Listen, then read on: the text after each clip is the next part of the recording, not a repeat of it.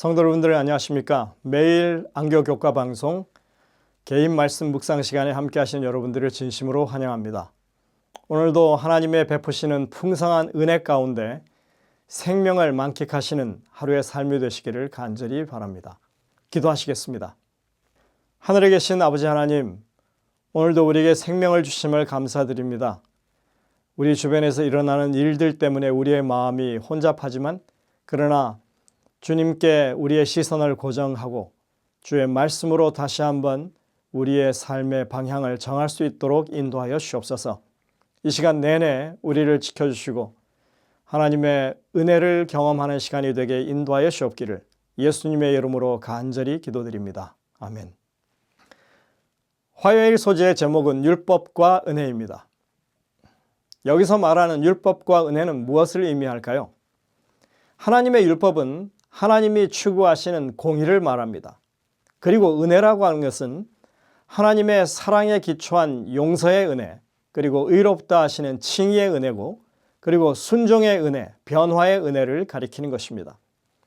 하나님의 율법과 은혜는 결코 대립되는 개념이 아닙니다. 율법과 은혜는 하나님의 사랑과 공의의 다른 표현이라고 할 수 있습니다.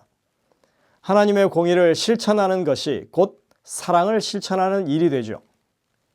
하나님의 율법에 순종하는 것은 결국 우리가 은혜 안에 살고 있음을 말하는 것입니다. 고대 이스라엘 사람들은 율법과 은혜를 갈라놓고 대조하는 것을 매우 당혹스럽게 여겼을 것입니다. 그들은 하나님께서 율법을 주신 것 자체를 하나님의 은혜를 받은 것으로 이해했습니다. 그래서 율법을 받았다? 그것은 은혜 받았음을 보여주는 아주 위대한 표현이라고 생각하는 것입니다. 바울은 이렇게 피력합니다. 그런즉 유대인의 나음이 무엇이며 할례의 유익이 무엇이냐? 범사에 많으니 우선은 그들이 하나님의 말씀을 맡았음이니라. 유대인이라 불리는 내가 율법을 의지하며 하나님을 자랑하며 율법의 교훈을 받아 하나님의 뜻을 알고 지극히 선한 것을 분간하며 맹인의 길을 인도하는 자요 어둠에 있는 자의 빛이요 율법에 있는 지식과 진리의 모본을 가진 자로서 어리석은 자의 교사요 어린 아이의 선생이라고 스스로 믿으니 그러면 다른 사람을 가르치는 내가 내 자신은 가르치지 아니하느냐. 여기에 그들이 하나님께로 받은 그 율법에 대해서 매우 자랑스럽고 영예롭게 생각한 것을 알 수 있습니다. 하나님께 은혜를 받은 것입니다. 반면에 이스라엘 주변 국가의 신들은 변덕스럽고 전혀 예측할 수가 없기 때문에 사람들은 신이 무엇을 원하고 무엇이 그 신들을 기쁘게 하는지에 대해서 알 수가 없었습니다. 하지만 성경의 하나님은 당신의 백성에게 그분을 기쁘게 하는 것이 무엇인지 매우 분명하게 가르치셨습니다.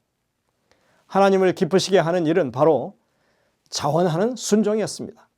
그것은 개인적으로나 집단적으로나 하나님의 모든 백성의 궁극적인 유익을 위해서 하나님께서 마련한 방책이었다고 하는 것입니다. 그렇지만 율법을 지키는 것 자체로는 우리를 죄에서 구원하거나 사람의 마음을 변화시킬 수 없었습니다. 우리는 죄된 본성을 타고났기 때문에 영적으로 새 마음을 받아야만 했습니다. 이것이 성경이 가리키는 그런 교훈인 것입니다. 예레미야 31장 31절부터 34절을 봉독하겠습니다. 이것은 우리에게 새 마음을 주시겠다는 하나님의 약속을 말해주고 있습니다.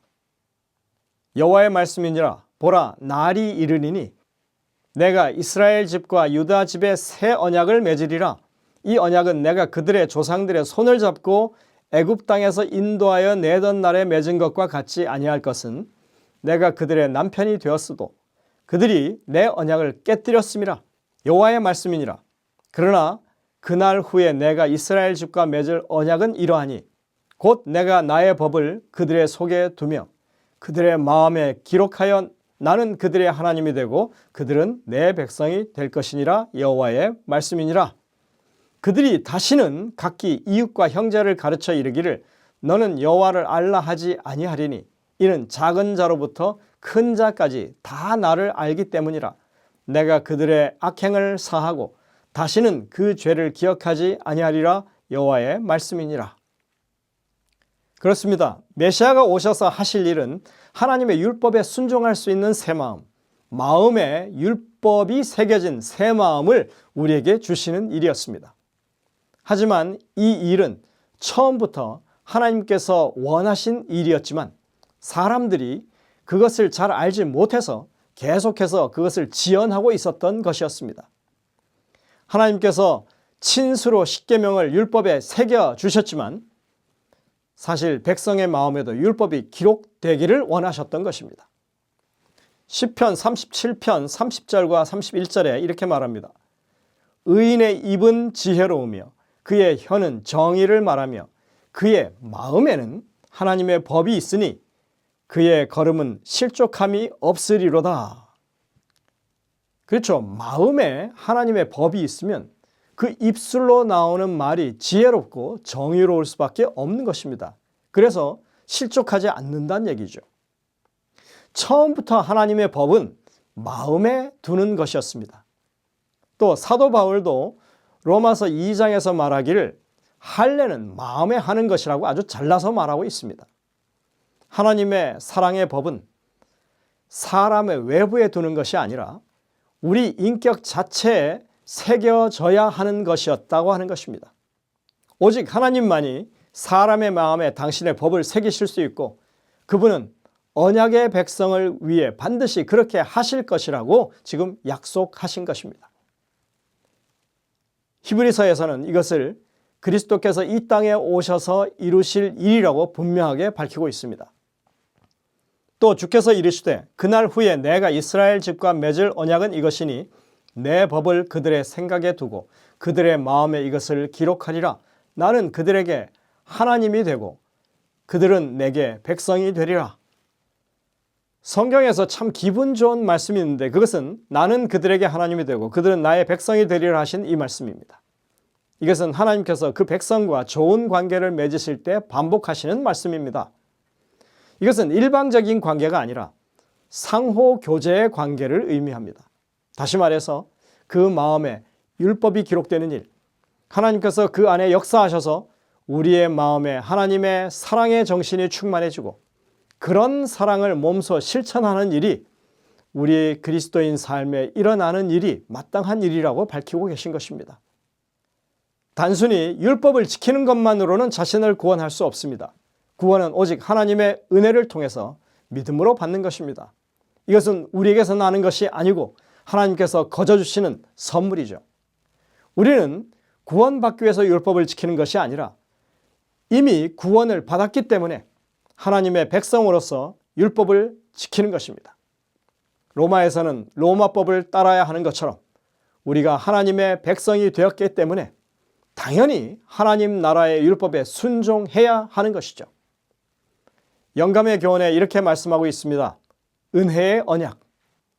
은혜의 언약은 에덴에서 처음으로 사람으로 더불어 맺어졌고 타락 후에 여인의 후손이 뱀의 머리를 상하게 하겠다는 하나님의 약속이 주어졌다. 이 언약은 모든 사람에게 용서를 제공하고 그리스도 안에 있는 믿음을 통하여 순종할 수 있도록 돕는 하나님의 은혜를 제공하였다. 그것은 또 하나님의 율법에 대한 충성을 조건으로 그들에게 영생을 약속했다. 그리하여 족장들은 구원의 소망을 갖게 되었다. 부조와 선지자 370쪽입니다. 하나님께서 율법을 주셨을 때 그것은 순종할 수 있는 은혜까지 주신 것이다. 아담과 하와에게 선악을 알게 하는 나무의 열매를 먹지 말라고 하셨을 때 그 법에 순종할 수 있는 은혜도 주셨다. 그러나 그들은 하나님의 은혜를 저버리고 거절하고 자신들의 의지를 따랐습니다. 바울은 이러한 사실을 기초로 해서 로마서에서 아주 명확하게 하나님의 은혜, 회복하시는 은혜에 대해서 교훈하고 있습니다. 로마서 5장 15절입니다.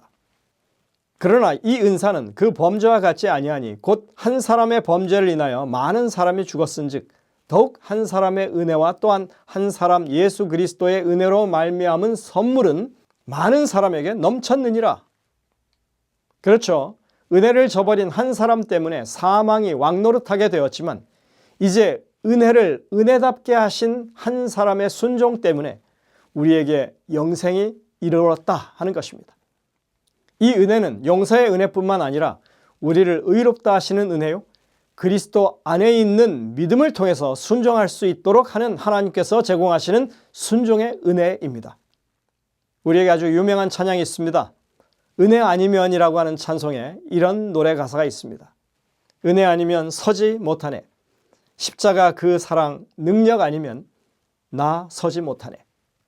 나의 노력과 의지가 아닌 오직 주님의 그 뜻 안에서 의로운 자라 내게 말씀하셨네. 완전하신 그 은혜로. 하나님의 구속의 계획은 완벽했습니다.